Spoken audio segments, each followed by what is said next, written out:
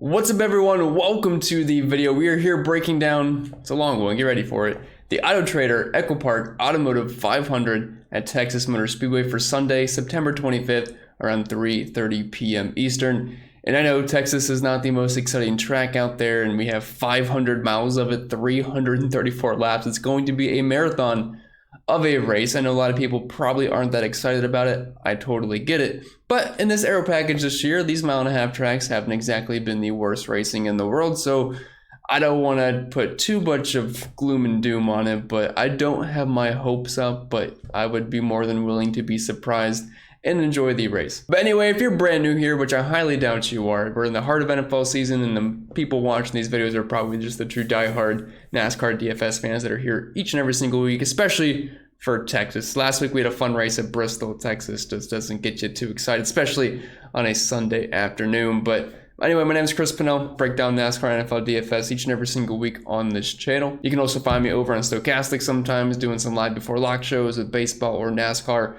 and writing articles over on the website. And if you do enjoy today's free content, the only thing I ask in return, if you can just leave a like on the video, subscribe to the channel if you're brand new, and hit that notification bell so you don't miss out whenever I post new content. And feel free to leave a comment down below, agreeing or disagreeing with anything I say throughout the duration of today's video, or if you want to tell me hi or I suck, you are free to do just that as well. And don't forget to check out the sponsor of the show, PrizePicks, because they do make these videos possible. And as of right now, if you're new signing over on the website, you can use promo code CPEN. You get an instant deposit match bonus up to $100. There's no strings attached. It is free money. Use it to your advantage using the link down below, or head over to prizepicks.com. But I think that'll be it for the plug, so without further ado, let's get right into the preview of this week's race. And as previously mentioned, this is your Auto Trader EchoPark Automotive 500. They don't pay me enough to say these names so long, but this is Texas Motor Speedway. There's your outline of the track, just typical 1.5 mile track, not a ton of tire wear. 334 laps. Usually we see 267 at these track types, but that's 400 miles. Now we're doing 500, and it's a lot of laps, which means dominator points going to be more abundant than your typical 1.5 mile track. We have nearly 235 on tap for us for the dominator points this weekend, so you're going to want a couple in your lineup. Although every single time at these 1.5 mile tracks, it seems like the fastest cars up front all die and blow tires or something stupid, and we see just multiple guys leading laps throughout the race. We don't usually see one guy run away with the entire thing, so you just be careful with some of the dominators that you pick. I mean, some of the guys starting mid-pack, and yes, they're not going to lead the laps early on, but if these guys up front happen to crash out or have tire issues, which seems like it happens every single time, well, then you don't necessarily need those guys up front. Now, I'm still going to be targeting drivers closer to the front to lead those early laps, but it just seems like every time I do it, they blow a tire, so just being a little bit careful there. And the place differential guys and the guys starting mid-pack do have the chance to lead laps as well, so you can still include them in the dominator group. And if you're wondering my overall thoughts on the pricing this weekend, kind of soft in my opinion. I thought we'd at least have one driver in the 11K range for a 300 plus lap race, but that is not the case here, so I think it's kind of easy-ish to make lineups here. You should have no problem putting 2 to 3 potential dominators in your lineup. And like I said, these guys that are kind of hybrids where they have place differential but could also lead laps, like a Kyle Busch or Christopher Bell, do count as dominators, especially at these track types from what we've seen so far this year. And if you want access to the sheet that I'm previewing for free over on YouTube, link is down below in the description for that. And since it's the end of the month, you can get this last week for free. And I do cover other stuff outside of NASCAR. We have NFL going full force right now. I do sheets for showdowns, every single main slate, optimizers, ownership projections for all the sports. We have the NBA starting very soon, which is going to be a very tiring time for me, and we have a little bit of baseball left, so if you want to come in, check it out, you can get this last week for free, and there's tons of content I post each and every single day and week. Anyway, let's get back to the drivers here. We'll start up top with the most expensive driver on DraftKings, Denny Hamlin, $10,800. Second most expensive over on FanDuel. He is starting in 8th. Odds were 550 before the race, or before practice and qualifying, I should say, went up to 650 tied with Kyle Larson. Just didn't really have a strong effort in practice, 14th in the one lap, and then didn't do anything else. I believe he only ran on 2 to 3 laps, so we didn't get much practice data. And in general, we didn't get a ton of practice data, so I'm not exactly sure how much I want to put into any of this. I don't want to overreact to it. I don't think Hamlin's going to suck all of a sudden at a track like this, because he's been absolutely awesome at them so far this year, looking at similar tracks. 2nd at Kansas, 3rd at Michigan, 1st at Charlotte, 4th at Kansas. Had an issue at Vegas, but he was fast during that race, and then Toyotas weren't great for the very early in the season. But outside of that, he's been great at these track types. So even though he wasn't extremely strong during Saturday. He still qualified in the top 10. He's definitely going to be a threat to dominate. I would certainly want some exposure to him starting in 8th. I don't think he's like a cash game blocker or anything, but he's someone I certainly have on my radar, and he's been able to rack up some dominator points in there as well. And overall, he's just been one of the fastest cars this season. So while Saturday didn't really impress you as far as his 14th in the one lap, or how good he's been at these similar track types this year, I think that's something you have to consider a little bit more. Kyle Larson, pretty much in a similar boat here. He's the most expensive driver over on FanDuel, second most on DraftKings. They just have it swapped. Basically, it feels like the same play as Denny Hamlin. I mean, kind of similar numbers in practice. Both have been really good at these track types this year, just finish-wise, like extremely consistent for Kyle Larson. I believe he's actually averaging the most points per race at these track types this year, so it's hard not to like him, finishing in the top 10 each and every single time. 3 top 5s, and also has a win under his belt with the best average finish. So it's really tough up top. I feel like they're basically the same play. They both have the same odds to win this race. I'll try to get exposure to both, but I feel like I can trust Hamlin a little bit more. Just feel like he'll overall have more raw speed. And I like his chances of getting up front just a little bit more, but probably has some very similar exposure here. Nothing really separates them too much for me. Then Chase Elliott, his teammate, $10,500 over on DraftKings. He's starting in 6th, and he also feels like a pretty similar play here. Wasn't as good in practice, 19th in the 1 lap, 14th in the 5. I wish we got more practice run out of Denny Hamlin here. Just very limited data to go off. But Elliott, not a guy I'm going to have a ton of, I don't think. I feel like I'd rather get to a guy like Christopher Bell, Kyle Busch, who offer me a lot more place differential upside, and I feel like somewhat similar dominator upside as well. And if you're looking at Elliott's finishes this year, these track types, I mean, he hasn't been bad, but not like amazing either. 11th, 33rd at Charlotte, which he was really good at Charlotte, but he did have issues. 29th at Kansas, 9th at Vegas, 26th at Auto Club. Not going to be a huge fan of Elliott here. I honestly could see him being my lowest owned driver of the bunch up top. Christopher Bell, $10,300. He's starting in 22nd. Did not have a strong showing during Saturday's session. 21st in the 1 lap, then 13th in the 5, and had a pretty poor Q lap. But that's going to make him a pretty decent play here starting in 22nd. I mean, Christopher Bell has arguably been one of the most consistent drivers in NASCAR, it feels like, for a while now. 3rd in Kansas, finished 26th in Michigan, but 5th at Charlotte, 5th at Kansas, 10th at Las Vegas, and had an issue at Auto Club earlier in the year. But Christopher Bell's been awesome. And honestly, I think he's kind of a sneaky pick to win the championship this year. He's been good at all track types this season, so starting in 22nd, he's a guy I could say probably playing cash games, and both him and Kyle Busch are going to go that well for me. So I like Christopher Bell quite a bit. Kyle Busch, speaking of him, $10,000. He's starting in 18th. Feels like a pretty similar play to Christopher Bell. I believe he's had engine issues the past 2 weeks. If that happens 3 weeks in a row, well, I don't really know what to tell you. That's just unfortunate bad luck, but he's been fast all year. Just a matter of being able to finish the race. But if he does, I mean, I'd have a hard time seeing Kyle Busch not be a contender. He finished 2nd at Charlotte, 3rd at Kansas, and 4th at Las Vegas, and issues at Kansas and Michigan. But Kyle Busch is a guy that I definitely want some exposure to, and at $10,000 starting at 18th, you can make a case for him in just about any format here. Dropping down to the 9K range, you have Martin Truex Jr., $9,800. He's starting in 15th, and green flag speed-wise overall this year, he's the fastest driver once you remove road courses, super speedways, and things like that, just at the regular tracks.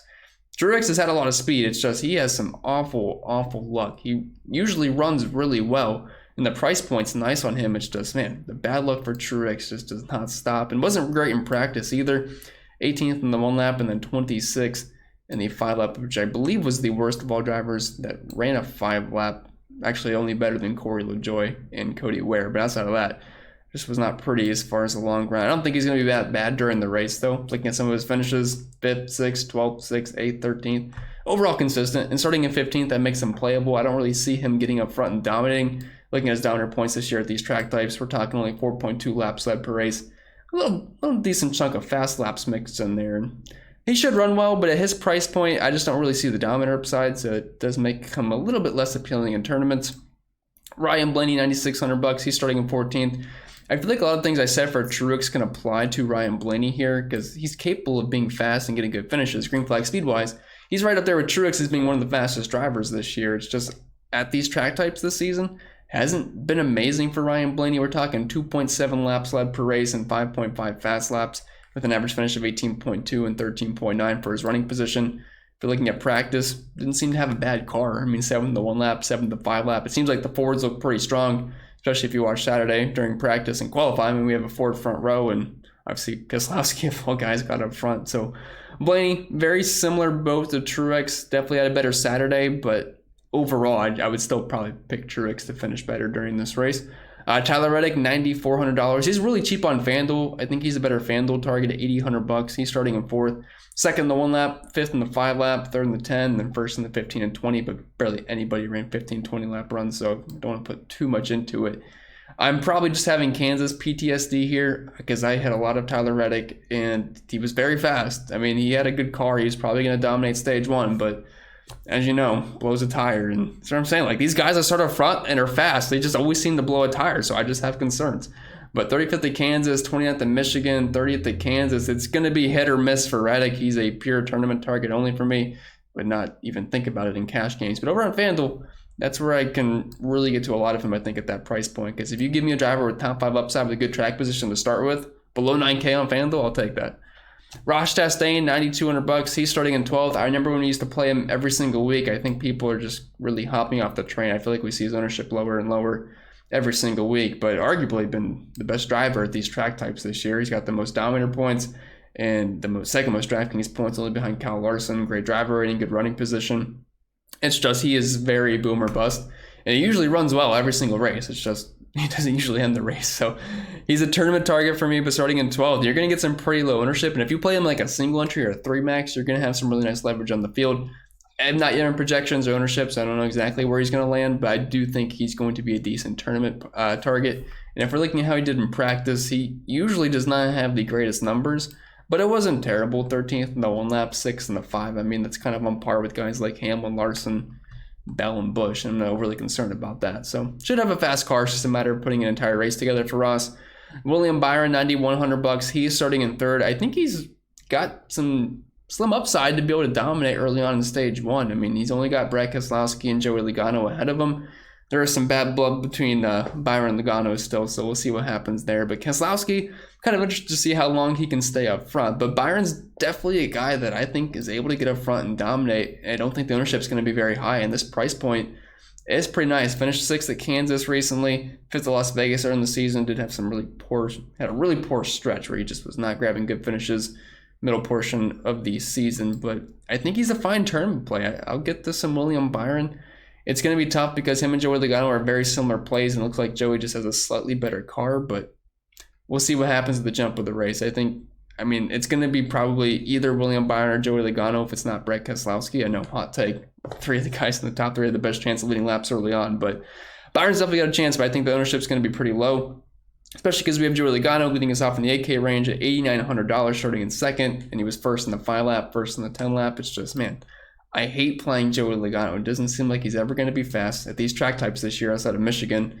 Doesn't really have that many great finishers outside of Michigan and Auto Club, Auto Club is a way long time ago, and that's when the Toyotas were really struggling. So I don't see Joey having the best car during this race. There is a chance he could beat out Brett Keselowski at the beginning of this race, and he's the one that dominates stage 1. And if he does that and he finishes well, yeah, we'll probably see Joey in the optimal. So it's going to be tough. I need to decide on what I want to do with Joey. As of right now, I'm pretty indifferent. I feel like I might rather get the Byron because I think he'll have some lower ownership, but still deciding. Probably not going to play Logano in cash game format, though. Kevin Harvick, $8,700. Really cheap on FanDuel. I can see him being very popular over there. Only $8,500 starting 23rd. But he wasn't that great in practice, although I try to never overreact to Kevin Harvick practices because a lot of times I feel like he's just sandbagging. 27th the 1 lap, 15th in the 5 lap. It seems like Ford should be decently strong during this race, and we always know Kevin Harvick's always going to have good track history no matter what track we're at. And as you can see here at Texas, yeah, he's pretty good here. He's won 2 of the last 6 races, top 5 and 4 of the past 6, and the top 10 just about every single time. And he's second most dominant points, only behind Kyle Larson, but Kevin Harvick does have a bigger sample size here. And he did win in Michigan, did finish 3rd at Charlotte.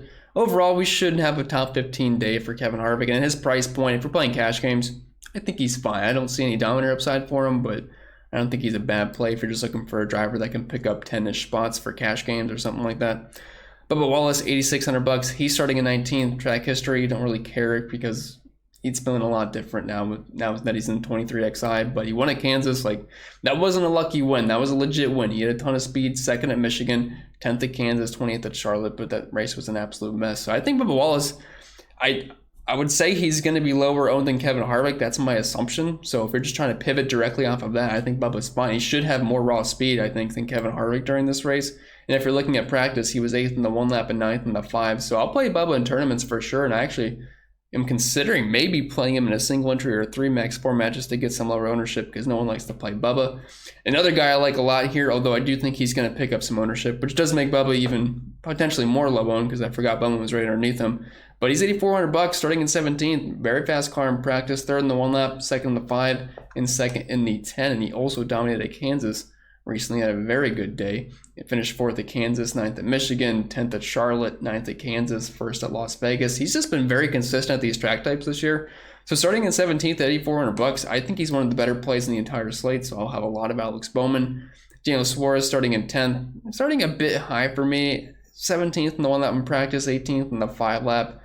Finish-wise, it's not been pretty, although there's been a lot of bad luck involved. But 10th at Kansas, which would be right where he's starting, but then 25th, 33rd, 37th, then 4th at Auto Club. But that's when the Toyotas were struggling earlier in the season. So I'm probably not going to get the Suarez. I would rather play just about everybody else in this group. Like I'd rather play Joey, Harvick, Bowman, Wallace, and Derek Jones we're about to talk about. So I'll be very low on Suarez, although I think he's going to be pretty low-owned in general. Eric Jones, though, 5th in the 1 lap in practice, 10th in the 5 lap. He's starting in 27th. He seems to have a good amount of speed at the bigger tracks this year, so I'll definitely play some Eric Jones starting in 27th. Find him probably as a decent cash game play, although roster construction-wise, I'm not sure if he'll fit at $8,000. I think Bowman's got maybe a little bit more upside, but Jones is a guy that I'm certainly going to try to get to. And I've always been a fan of him, so it is nice to see him running pretty well this season. Dropping down to the 7K range, we have Chris Buescher, who just broke the slate last week and extended the streak of non-playoff drivers winning races, which is crazy. But Chris Buescher, $7,900, 72 on FanDuel. He's starting in 13th. Kind of a weird spot for him. Haven't really been a big fan of Buescher at these track types this year. He finished 15th at Kansas, which is all right. 16th at Michigan, then 26th, 27th, 18th, 35th. At nearly $8,000, I feel like he's a bit priced up from what he did last week. I know RFK, I guess, has some speed this week with Brad Keselowski getting on the pole, but I'm not the hugest fan of Buescher here. I would rather play his teammate Brad because of the dominator upside and looks like he has a little bit more speed in practice. Austin Cindric, $7,700. It's just the same thing with Cindric every week. He qualifies well, and then he's probably going to fade during the race. I can't see myself playing Cindric. If I had to play him or Buescher, I'd play Buescher. Chase Briscoe starting in 30th. I feel like a lot of people go this route just because he's starting near the very back here at 30th, 20th in the 1 lap in practice, 25th in the 5 lap, 8th in the 10. So it didn't really show a ton of speed. If you're looking at how he's performed at these tracks this year, 13th at Kansas was nice, 20th at Michigan, 4th at Charlotte. As long as he doesn't have any major issues during this race, he'll probably gain you close to 10 spots, if not more, depending on how well it goes for him. So he's certainly in play, especially for a cash game format, although I think he makes for probably a decent tournament fade because I imagine he's going to pick up some ownership. Austin Dillon, $7,300. He's starting in 7th. The RCR cars were very fast in practice. He actually had the best 1 lap and then qualified pretty well too, where he's starting in 7th. But Austin Dillon, not a guy I'm really going to line up to play a lot of, especially where he's starting. I mean, typically a guy you expect to finish from 10th to 15th place, which is basically what he's done almost every single time this year outside of the 2nd place finish. Auto Club in 22nd at Charlotte. Just starting too high for me. Don't really have much interest there. Eric Almirola, $7,200. He's starting in 25th. Probably going to be a fringe 18th, 20th place car. I mean, if you're looking at what he did in practice, 29th and 16th, so really didn't show any speed whatsoever. I'd probably rather play Ty Gibbs, to be honest, starting in 16th at $7,000. I feel like he should have at least a little bit more speed. I know he finished 34th at Kansas, but can chalk that up to issues, but did finish 10th at Michigan, and honestly probably was going to be a top 5 contender if he didn't have that penalty late in the race. So I'd rather get the Gibbs over Almirola. Dropping out of the 6K range, you have Brad Keselowski, who I would imagine is going to be very chalky on the pole here, especially after having a great week last week. But starting in first, his odds went, I forget what they were at the beginning, but now are all the way down to plus 2,000, which is the best we have seen since Joey Logano at $8,900. So if Brad Keselowski can just lead some of stage 1 and be a top 10 contender, that's not bad. I realize this probably isn't the greatest track type for him this year, 25th, 15th, 30th, 14th, 24th, and 27th, but maybe there's some momentum from last week with how well they ran. I feel like it could just be a bit of a trap, though. It seems like if he doesn't lead the laps early on, we're probably not going to see Brad in the optimal because obviously he's going to lose spots. There's going to be some better cars moving through the field. So if you're playing Brad, he has to be leading some laps early on. I don't think this is the same situation as Eric Almirola in last week where he was on the pole, because at Bristol, those laps can rack up quickly. Like, he doesn't have to be the best car. If he can just stay up front for like 40-ish laps, that's fine. It's going to be a little bit tougher here because the laps are going to take longer to complete. You know, Bristol's like 15 seconds, 28 seconds here compared to Texas. So I have some concerns, but he was fast in practice, so at least he backed that up. 9th in the 1 lap, 4th in the 5 lap. If he leads his laps early on, he's a fine play. I think people will play him in cash games, but in tournaments, I don't know, it just feels a bit risky for me because once he loses that lead, I can't really see him getting that back. And that can happen anytime because there's some really good cars behind him, like Joey Logano, who's actually starting the front row with him. I wouldn't be surprised if Joey does end up getting the lead at the very beginning. And then you'll also have William Byron right behind him as well. And then Chase Elliott, Hamlin, those kind of guys could be raiding to the front quite quickly. Ricky Stenhouse Jr., $6,600. He is starting in 21st. And if you were watching the Kansas race, he was honestly about to dominate. Like, he went right to the front. He was starting in the very back. He had a super fast short run car. Ended up finishing 30th because I think a tire went down, if I remember correctly. Something happened where the car broke. And a lot of good cars broke during Kansas too. But he was 11th the 1 lap in practice. Like, if you're not playing Brad, I think Stenhouse is a fine pivot starting 20 spots further back. He's been decent at these track types this year. So I like Stenhouse. It just obviously doesn't have the dominator upside that Brad Keselowski does, but his floor is a bit safer. Michael McDowell, $6,400, absolutely terrible in practice and then really good in qualifying where he starts 5th. It's the same old thing where he starts high and then I'm like, well, I'm probably not going to play him, and then he still just finishes well. But starting in 5th, I can't see that working out. He's going to have to finish like in the top 6 and none of these PD guys to hit, so I'm going to pass there. Cole Custer in 24th, 22nd in practice, 19th in the 5 lap. Looking at his finishes this year, 22nd, 31st, 21st. Basically right around where he's starting. I don't really see a need to want to play Cole Custer. Noah Gregson's kind of interesting because he did finish top 20 at the 2 Kansas races earlier in the season. And I would say this is a somewhat similar track to Kansas. Just wasn't that fast in practice, 28th, 20th. Obviously the long run numbers look better, but not as many cars ran in the long run. So that's a bit skewed. But starting in 26 at $5,900, he's shown some speed this year. So I don't think Gregson's a terrible play. He was also pretty fast, I believe, in Michigan early in the year and then had a couple of issues during that race, which kind of killed his day. But he was fast. Justin Haley, $5,700. He's starting at 31st, which is right where he was in practice in the 1 lap where he was 31st and 23rd in the 5 lap. But the finishes, not too bad for him. 19, 17, 17, 23rd. A couple of clunkers there, 27th and 35th. But if you're just looking for a cheap play to fit in some DOMs up top, Justin Haley shouldn't kill you. I mean, he should be a contender for a top 25, top 20.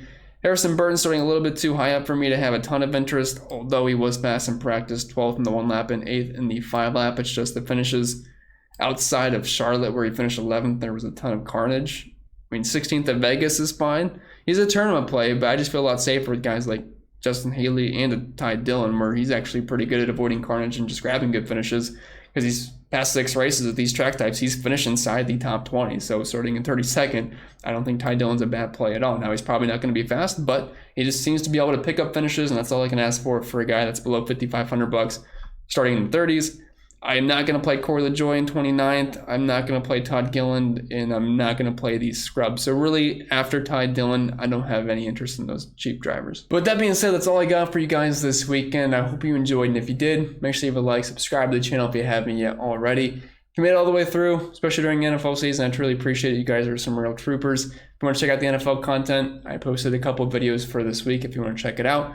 And if you do want access to some extra content, you can get this last week for free here. Just stay signed up for October. I'll hit that refund button for you. More than happy to do just that. But the projections, the optimizer ownership projections for all sports. We have the NBA, NFL, NASCAR, and baseball going on. So lots of content there for you. And obviously you can hop into the Discord as well. But I think it'll be it. I wish you all the best of luck, and I'll see you all next time.